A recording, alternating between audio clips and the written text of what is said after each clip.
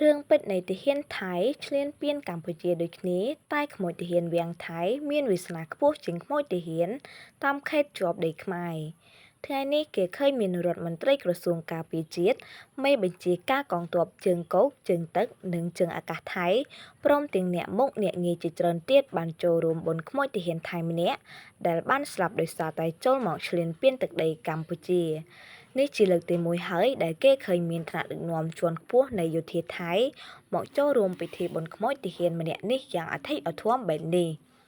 តាមពិតខ្មោចទាហានថៃម្នាក់នេះមិនបានមានតំណែងធំខ្ពង់ខ្ពស់អីជាងទាហានឈ្លានពានផ្សេងនោះទេ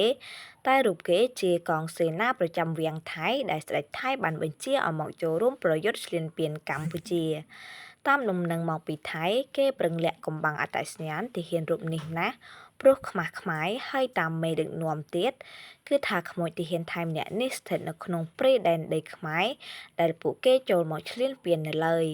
មិនបានយកទៅធ្វើបុណ្យផងទេអញ្ចឹងហើយពួកគេមេដឹកនាំឈ្លានពានថៃប្រឹងលាក់ខ្លាំងម្លេះយ៉ាងនេះឃើញទេគ្មានខ្មោចយកទៅធ្វើបុណ្យផងទេ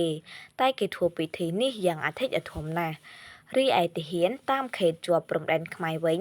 ពួកគេយកខ្មោចចេញទៅវិញបាន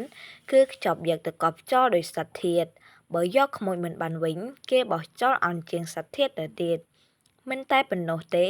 គឺពពួកមេដឹកនាំឈ្លានពានខំបោកប្រាស់កុហកសាច់ញាតិក្រុមគ្រួសារ